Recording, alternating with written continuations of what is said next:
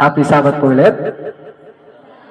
So, ang title po ng message ngayong umagang ito is The Shepherd's Staff.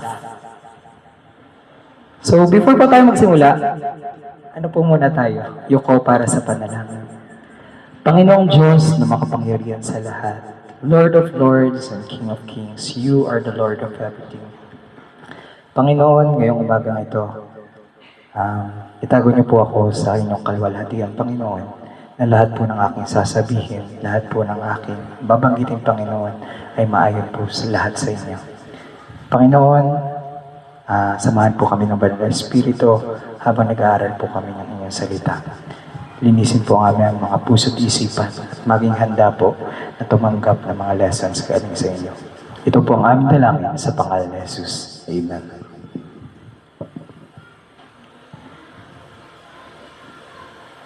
So kung may mga Bible po tayo, basahin po ulit natin ang Psalm 23:4. Psalm 23:4, it says, Yet though I walk through the valley of the shadow of death, I will fear no evil, for thou art with me. Thy rod and thy staff, they comfort me. So yun po ang memory text natin, key text natin.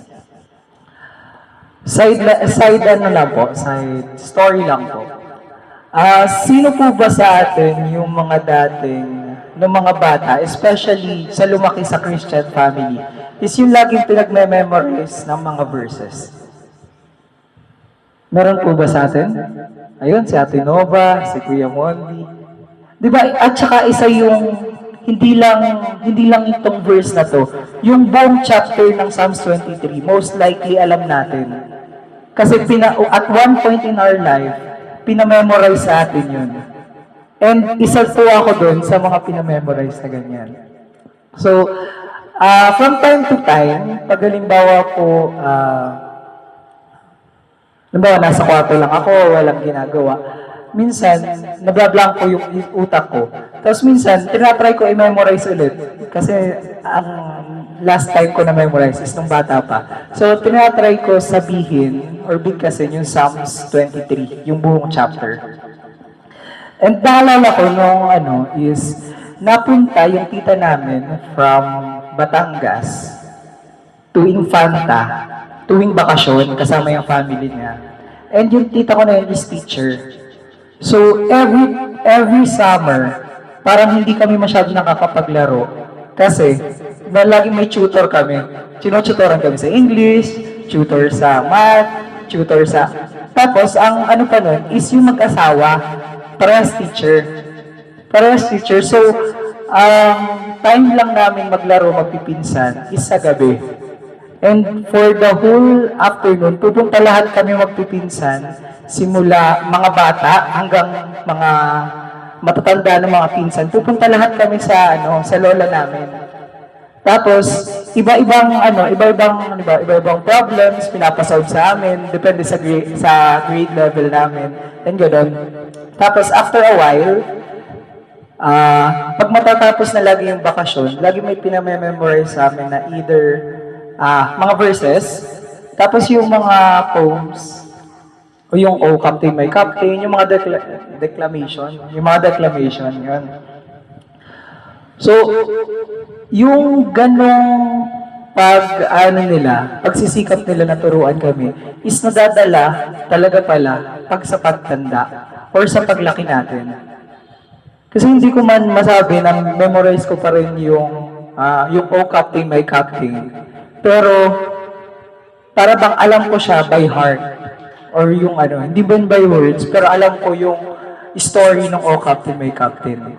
And isa to sa Psalms 23, sa pinamemorize namin. So, basahin ko po muna yung buong chapter. 6 verses lang naman to. The Lord is my shepherd, I shall not want. He maketh me to lie down in green pastures. He leadeth me beside the still waters. He restoreth my soul. He leadeth me in the paths of righteousness for his name's sake.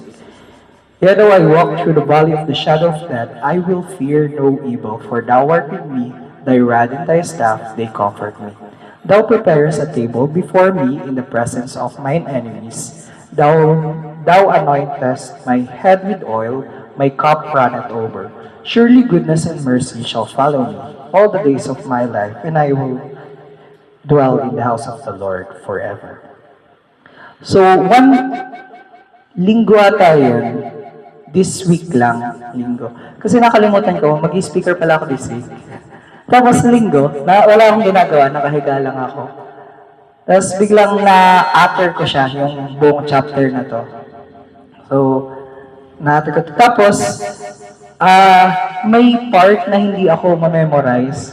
Itong 4, Psalm 73:4. Sabi ko, nakalimutan ko na. So, nagbukas ako ng Bible. Tapos ito ulit yung buo na binasa ni Brother PJ. Yet though I walk through the valley of the shadow of death, I will fear no evil, for thou art with me. Thy rod and thy staff, they comfort me. And ang nag-struck sa akin dun sa buong verse na yun is ito. Your rod and your staff, they comfort me. Diba most of us, ang longing natin is comfort. Comfort kasi ang dami natin ginagawa, ang daming stress, ang daming anxiety dito sa buhay. And ang ano dyan is your rod and your staff. So ang pag-aaralan natin is the shepherd's staff. Yan. So next. So amin lang natin yung staff na word. S-E-A-F-F. And then conclusion, and then tapos na. Ayun. So first, S. Salvation through God's power. So tingin nyo, based sa picture, sino po yung shepherd na yan? Sino? Si Moses. Yan. Hindi lang red, pero si Moses. Hindi lang red yung si. Yan. So Moses' salvation through God's power. So alam naman po natin yung kwento ni Moses, how he parted the Red Sea. Siyempre, power yun ng Panginoon. And then yung rock na in-struck niya, which is, hindi naman yun yung kinumad ng Panginoon, pero in-struck na. Pero yung power na binigay ng Panginoon sa kanya, through the use of his rod, saves Israel in impossible situations. So anong lesson na makukuha natin sa kay Moses or sa staff ni Moses? Next po. God's power brings salvation, even ordinary tools or people. So hindi magical yung staff ni Moses. Malay mo nakuha lang yan nung nasa wilderness siya. Or yung before siya pumunta sa Egypt, nakuha lang niya yung rod. Ay, sabi, pagod na ako maglakad. Kunin ko to, pangtukod ko. Malay natin ganun lang. Pero God's power brings salvation, even through ordinary tools or people. Minsan iniisip natin na, ordinary lang naman ako nilalang. Hindi ko naman kaya mag-evangelize. Hindi ko naman kaya mag-share ng gospel and all that. Pero sinasabi dito na kayang gamitin ng Panginoon ang ordinary tools or people. Kayang gamitin. Kung anong means natin, kung ipapagamit natin sa Panginoon, o kung ibibigay natin sa Kanya, God will use it in the furtherance of His work. Next. So alam naman po natin ang fire extinguisher. Diba? Siguro every building required ang fire extinguisher. Or minsan, pwede tayo bumili ng ating fire extinguisher and all that. Pag inisip natin ang fire extinguisher, it's just an ordinary tool. But in the right hands, it can save lives. Diba? Kung halimbawa, ako na hindi marunong humawak ng fire extinguisher o hindi marunong gumamit ng fire extinguisher, so hindi ko siya magagawa ng tama, hindi ko magagamit siya kung ano talaga yung purpose niya. Baka ipambato ko lang sa halimbawa, biglang may away, hindi ko alam kung anong gagawin, or may sunog, binato ko na lang yung fire extinguisher. Sa tingin po ba natin ah, matutupok yung apoy kung gano'n ang ginawa? Di ba po hindi? Pero in the right hands, magiging effective siya. At gano'n po dapat tayo sa Panginoon. Kung ibibigay natin yung mga tools natin, yung mga talents natin, yung buhay natin sa Panginoon, God can use us efficiently. So anong application sa fire extinguisher? Trust God to make a way in impossible situations. His power is greater than any obstacle. Next. T. So ano po yung S? Salvation through God's power. T naman po tayo. Trust in God's guidance. So, sino po naman yung shepherd na yan? Si David. Tapos yung kalaban niya si Goliath. Alam naman po natin na shepherd si David, di ba? Kasi mostly, ang naano lang po natin, nakikwento lang sa atin ng mga matatanda, is siya yung nagpaikot ng sling. Tapos tumama sa noo ni Goliath, natumba si Goliath, tapos kinalaunan naging hari siya. Pero David was a shepherd. And hindi lang si Goliath yung kinalaban niya. May nakalaban din siyang leon, may nakalaban din siyang bear. So, ang lesson na makukuha naman natin kay David is, God's guidance brings comfort and safety, even in the darkest valleys. God's guidance brings comfort and safety, even in the darkest valleys. Kung hindi po ginaid siya ng Panginoon, o kung hindi siya tinulungan ng Panginoon, sa tingin po ba natin, kayang-kaya ni David yung leon? Kayang-kaya ni David yung bear? O kayang-kaya niya si Goliath, na ang description kay Goliath is 3 times yung size ni David. So God's guidance brings comfort and safety even in the darkest valleys.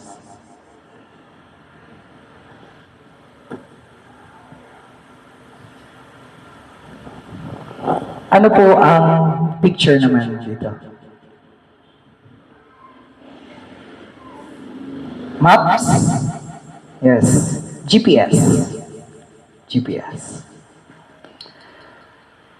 So, imagine po, sino po ba dito ang may mga sasakyan or mahilig mag-travel, kahit commute, may motor, or may kotse?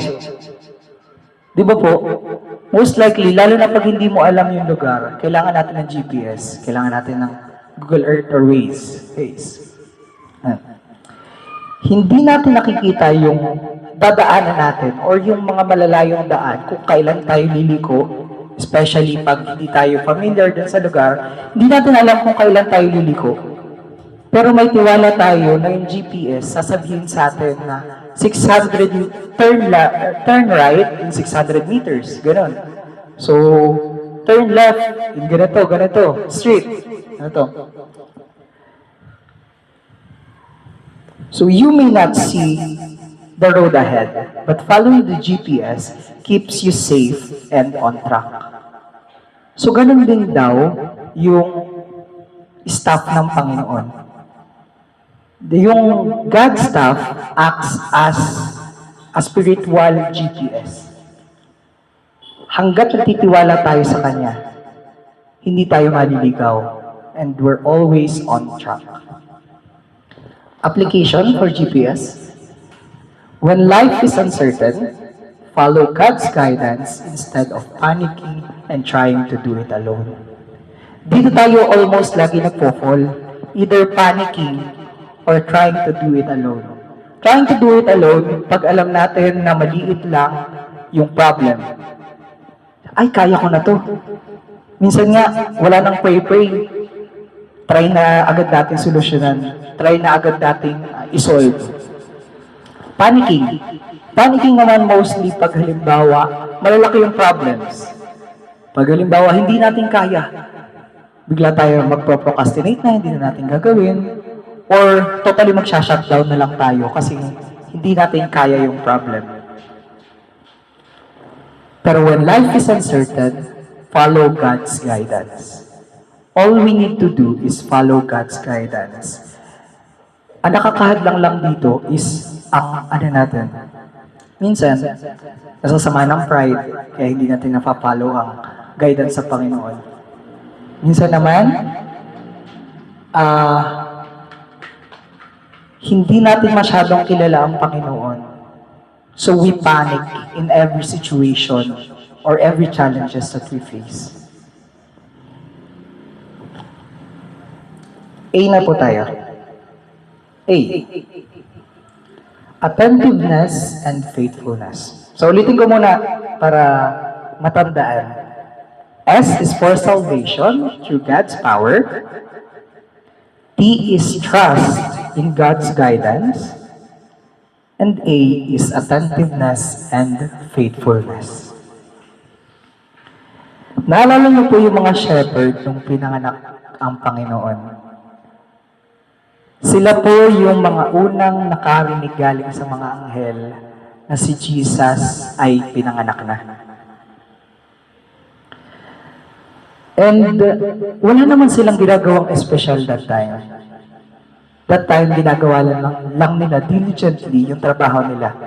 Nagpapakain ng tupa, nagpapainom, inaalagaan yung tupa. Diba? Parang, yun yung trabaho nila eh. Yun yung trabaho nila. Ginagawa lang nila na maayos yung trabaho nila. So, faithfulness in small, ordinary duties positions us for extraordinary blessings. Ginagawa lang nila ng mabuti yung trabaho nila. Baka nga sanay na sila eh. Dahil yun na yung pang-araw-araw nila na trabaho. Ordinary duties na para sa kanila yun. Pero extraordinary blessing na natanggap nila. So ganun din po tayo. Kung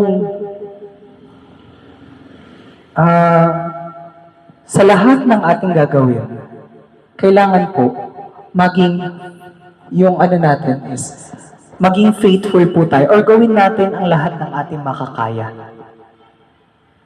Ng tapat.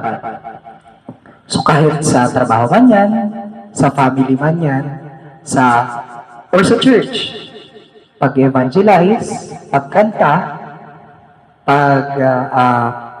o kahit pakikinig, gawin natin pong intentional and kailangan attentive tayo. So, sino po dito mahilig sa kape? Uy, turo kami kay Kuya Jay. Uy, dalawa na. Ilan na? Dalawa na agad nagturo kay Kuya Jay. Di ba? After pandemic, hindi naman, dati parang luxury yung yung milk tea. Yung mga kape-kape. Before pandemic. Tapos after pandemic, every street na meron ng milk tea, especially sa mga cities. Di ba? And nakaka-addict talaga yung mga ganun. Especially, matamis siya.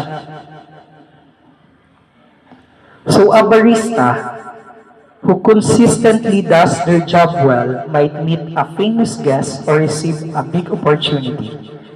Small faithful acts can lead to unexpected rewards. Halimbawa, for example, may isang barista sa isang small cafe na nagtitimpla ng kape. Naggagain ng kape, mimix-mix kung ano-ano flavors and all that.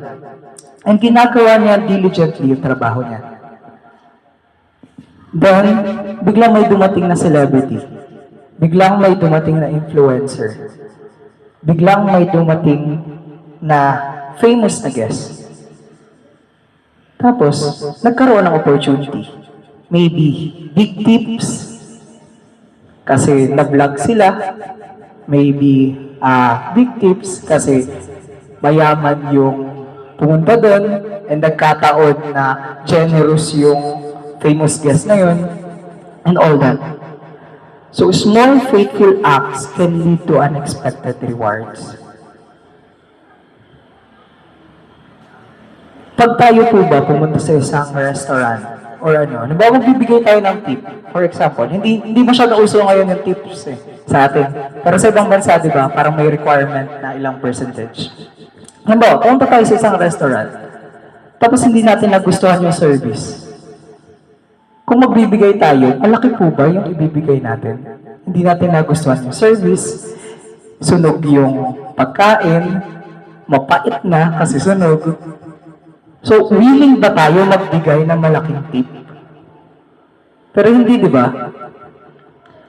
So, kung, for example naman, kabaliktaran namang senaryo, pumunta tayo sa isang bagong restaurant, tapos sobrang sarap ng pagkain, as in yung naglalaway ka na talaga. Tapos, nagustuhan mo din yung service, maganda yung service, maganda yung ambience, maganda yung vibe ng place. Sabi nga, aesthetic daw. Aesthetic. Mas sama ba ang loob mo na magbigay ng malaking tip o mas magaan kaysa compared sa kanina? Di ba mas magaan? So the more that we do our jobs or our mga hasa sa buhay diligently, is the more opportunities na makukuha natin. Be faithful in everyday responsibilities. It's either family, work, school, and spiritual disciplines because God notices even the little things. Kung ang ibang tao nga nanonotice yung mga magaganda sa buhay natin or yung mga magagandang nagawa natin, paano pa ang Panginoon? Diba? So, kahit maliit pa yan, kahit wala nakakakita, kahit tayo lang yun sa isang lugar. Halimbawa, naglalakad tayo sa daan, may nakita tayo na bote ng inumin. Tapos kalapit nun yung basurahan. Kahit walang makakita sa atin na itapon natin yung basura, makikita yun ng Panginoon. Kahit sa iba, halimbawa, ang napapakita natin sa kanila is masamang ugali. Pero nakikita ng Panginoon yung buong attitude natin or yung buong character natin. Next po is faithful stewardship.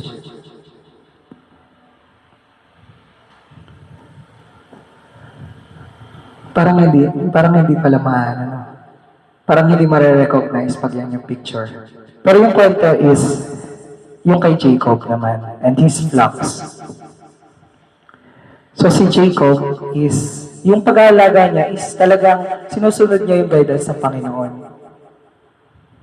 Kung ano yung sinabi ng Panginoon na gawin, yun talaga yung sinusunod. And pinagpala siya dun. And pinagpala siya dun sa mga efforts niya. So, yung dun sa maikling kwento ni Jacob, kasi alam naman natin yung kwento, is pag ginagawa natin yung kaya natin, is may ganting pala galing sa Panginoon. Hindi man natin matamasa ngayon, hindi man natin matamasa mamaya, pero in the long run, matatamasa natin yung ganting pala ng Panginoon. God rewards diligence, planning, and responsible stewardship. Diligence, planning, and responsible stewardship. Next. Ayan. So, estudyante naman na nag-aaral. So, marami sa atin dito na mga students, marami din na reviewees. Ayan. Ang tanong ko sa ating lahat, nag-aaral ba tayo na maayos? O napasa lang? Nag-aaral ba talaga tayo na maayos o napasa lang? Pag pumasa na, ay, okay na yan. Ay, hindi naman ako nabagsak. Hindi naman ako na ano. Okay na yan. So, a student who manages their time wisely in studying, sleeping, and balancing responsibilities. Sabi dito, hindi daw lang studying, pati din daw sleeping. Kasi there are times na nag-aral nga tayo ng ilang oras, Pero yung pagsiselfone natin, mas matagal naman. Nag-aaral tayo hanggang alas 12 ng gabi. Pero yung pag-phone natin hanggang alas 4 ng umaga. Tapos 2 oras yung tulog. Tapos nung hindi makapasa dahil na-blank ko sa exam, nag-aral naman ako ah. Nag-aral naman ako ah. Parang experience ko yun ah. Anyways. Diba? So hindi lang pala sa studying, sa pagtulog din, and sa mga responsibilities din sa bahay. May mga tao na halimbawa super sa school, academic achiever, masipag mag-aral. Pero pag sa bahay, hindi naman mautusan. Pero pag sa mga responsibilities, mamaya na lang, ano na lang. So, kailangan daw balance yung responsibilities natin. May responsibility tayo sa school or sa work, and may responsibility din tayo sa bahay natin. At kung balance daw yung responsibilities, mas may ma-achieve tayo na success than the one who procrastinates. Parang ako ata ang pinapatamaan ng sermo ko. Procrastinate. Ay, kulang yung kulang yung gamit ko sa laboratory. Wag na, iano ko na lang, ibo-void ko na lang yung lab. Iano ko na lang pag nasa clinics na. Ay, iano ko na lang kasi tinatamad ako. Ay, medyo masama yung pakiramdam ko. Ibo-void ko na lang yung lab sa clinic. Parang ganon. So similarly, God multiplies what we handle faithfully. God multiplies what we handle faithfully. Kung hindi tayo nag-aral, pag multiply yan ng Panginoon ng 10, pag 0 yung alam natin, 0 din ang score natin, di ba? Kung kahit i-multiply tayo ng Panginoon ng 100, hundreds of time, pag 0 yan talaga. So parang ang tingin ko talaga sa blessing ng Panginoon is a multiplier talaga. Since I was a kid, yun talaga ang nakikita ko. Na if you do things right and you do things according to His instruction and guidance, He will multiply it. Pero pag wala kang ginawa, wala siyang kayang i-multiply sa atin. So, application. Use your talents, time, and resources wisely. Faithful stewardship opens the door for God's blessings. Use your talents, time, and resources wisely. Faithful stewardship opens the door for God's blessings. Next po. So, the last F. So, ano yung muna natin? S is for salvation through God's power. T is trust in God's guidance. A is for attentiveness and faithfulness. F is for faithful stewardship. And this last one is following the Good Shepherd. Sino ba yung Good Shepherd na tinutukoy dyan? Si Jesus. Yeah. Following the Good Shepherd. Sabi sa John 10, 11-14, ito yung pinaka-buod, is I am the Good Shepherd. I know my sheep and my sheep knew me. So, anong makukuha natin lesson kay Jesus? True safety, guidance, and abundant life come from following Christ. True safety, guidance, and abundant life come from following Christ. So, may mahilig po ba dito mag-hiking or trekking or mga nakapag-hike na? Yan, madami. At para saan po ba natin ito ginagawa? Para sa Instagram or para sa sarili natin? Yung totoo ko,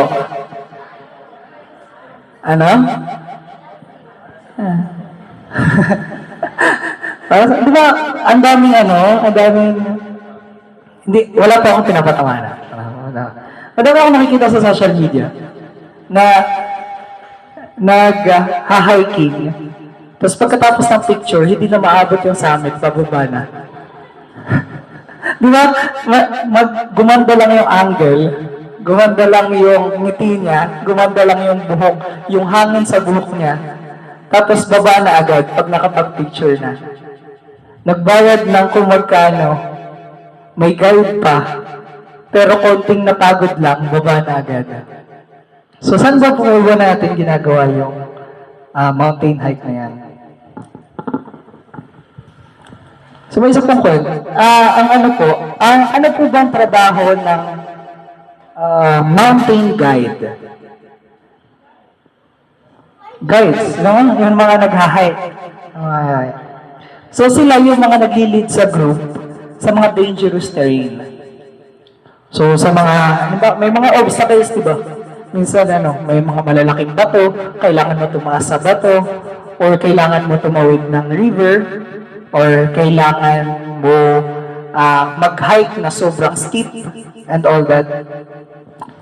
Pero yung mga mountain guide, hindi naman sila magma-mountain guide kung hindi nila alam yung daan. Hindi sila magma-mountain guide kung hindi nila alam yung mga risk. At hindi nila sila magma-mountain guide kung hindi nila alam kung yung mga safety measures. And following them keeps everyone safe. And in the same way, Jesus knows the way and leads us to life, peace, and fulfillment. Following Jesus daily through prayer, obedience, and reading the Word, trusting His leadership in all areas of life. Follow Jesus daily through prayer. Simulan po natin ang umaga natin ng prayer, and din po natin ang prayer. Obedience. Sinusunod po ba natin ang will ng Panginoon? And reading the Word. Minsan, hindi na tayo nakakapagbasa. Or minsan, ginagawa natin pampaantok yung Bible. That's how an unintentional relationship pagdating po sa Kanya. Trusting His leadership in all areas of life. So katulad nga po ng mountain guide, ang mountain guide natin sa totoong buhay ay ang Panginoon. So by trusting Him, by trusting our lives to Him, magiging safe tayo sa buhay na ito. So in conclusion, God's staff is more than a wood. It represents His power, guidance, protection, faithfulness, and ultimate leadership in Christ. So yung staff ko ulit, the staff of God reminds us that, first, salvation. God saves through His power. T is for trust. God comforts and guides us. A is for attentiveness. Faithfulness leads to blessings. The first F is faithful steward. God rewards diligence. And the last is following the Good Shepherd. And Jesus is our ultimate guide. So ito po yung natin, na sana po sa buhay natin, gawin nating ultimate guide ang Panginoon. Piliin natin maging ultimate ang guide ang Panginoon. Para kahit mapadaan man tayo sa mga mabatuhan na buhay, mga challenges, mga rivers na kala natin malulunod tayo, and anything dangerous, at least may kasama tayo. Meron tayong kilala na magkakait sa atin throughout life. So this is my prayer. In Jesus' name I pray.